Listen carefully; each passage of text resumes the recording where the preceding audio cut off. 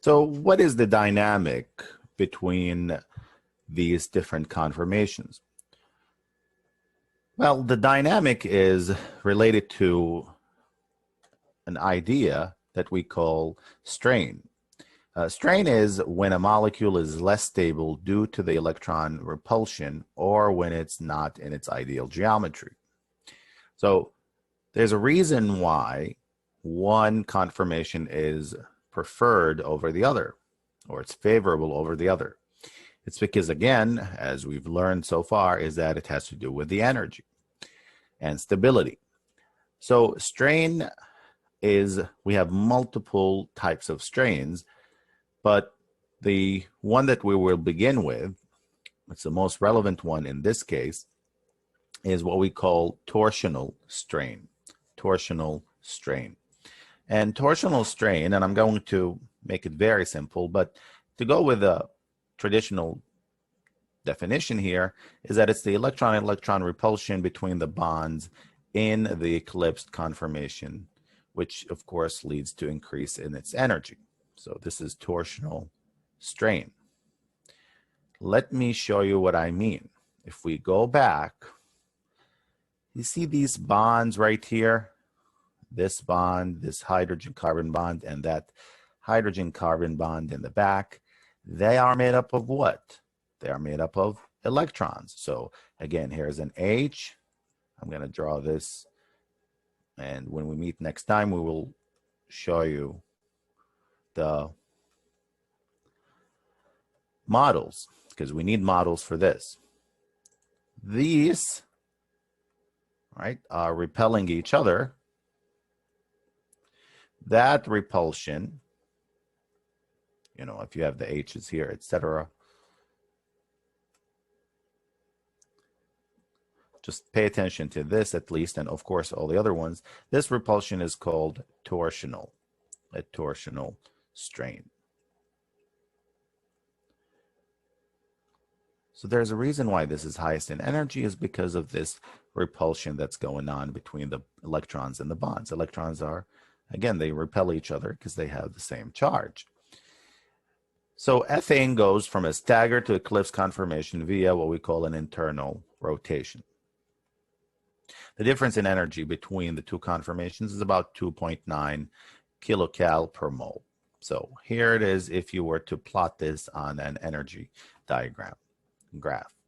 You have the degrees of rotation. You spin every 60 degrees, if you notice.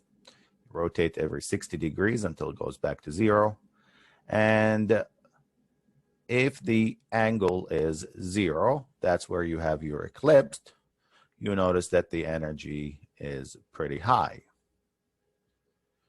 If now you spin another 60 degrees, notice how it's moving, and you should be able to tell what's moving. Is it the hydrogens on the hydrogen bonds, the carbon bonds on the one in the back or the one in the front?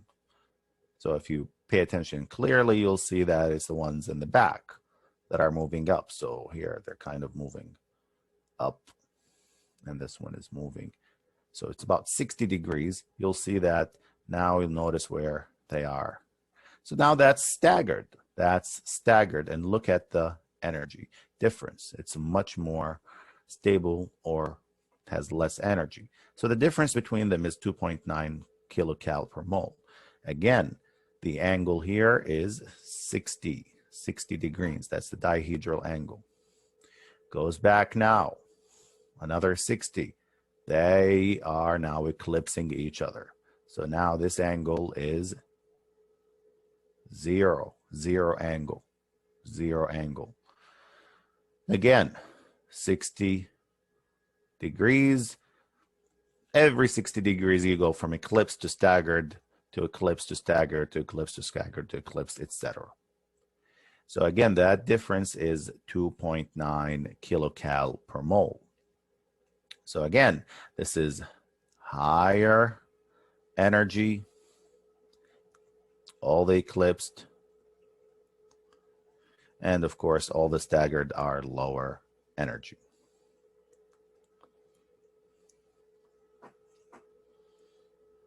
Right here. So At room temperature, there's plenty of energy. There's about, at room temperature, 20 kcal per mole. So there's enough energy to cause this rotation, more than enough. So again, there is enough energy to overcome the barrier of 20 kcal per mole. And the rotation about the CC bond in ethane is constant, yet the molecule spends most of its energy, most of the time in the energy value represented by the staggered conformation. So you would say maybe in the staggered conformation, maybe 99% of the time, staggered, and maybe less than 1%. And I'm just giving you an idea here. May not be exactly this, is maybe 1% in the eclipsed.